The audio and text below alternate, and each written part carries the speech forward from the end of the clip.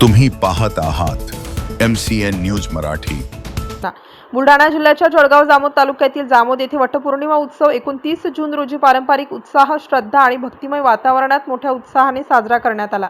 पहाटेपासूनच गावातील मंदिर परिसर तसेच वडाच्या वृक्षाजवळ सुहासिनी महिलांनी मोठ्या संख्येने उपस्थित राहून विधिवत पूजा अर्चा केली। पारंपरिक वेशभूषा परिधान केलेल्या महिलांनी फुले, फळे, पूजेचे साहित्य आणि वाण घेऊन वडाच्या वृक्षाची पूजा केली।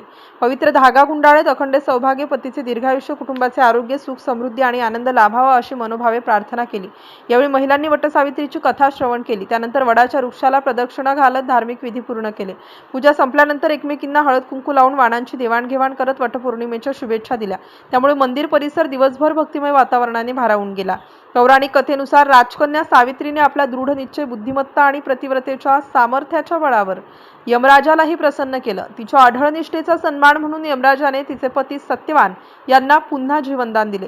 या घटनेच्या स्मरणार्थ विवाहित महिला वटपौर्णिमेच्या दिवशी वडाच्या वृक्षाची पूजा करून पतीच्या दीर्घायुष्याची, अखंड सौभाग्याची तसेच कुटुंबाच्या सुख समृद्धीची प्रार्थना करतात। हीच परंपरा जपत जामोद येथील सुवासिनींनीही श्रद्धाभावाने हे व्रताचे पालन केले। सकाळपासूनच वडाच्या वृक्षाजवळ महिलांची मोठी गर्दी पाहायला मिळाली।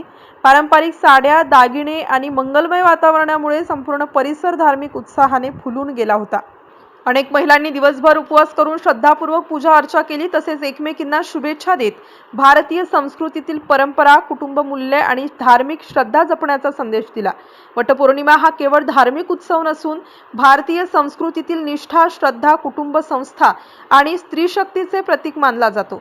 श्रद्धा, संस्कार आणि परंपरेचा सुंदर संगम अनुभवायला मिळाल्याने जामोद येथील वटपौर्णिमा उत्सव भक्तिमय वातावरणात उत्साहात संपन्न झाला। MCN न्यूज मराठी करिता वैष्णवी उमाळे, जळगाव।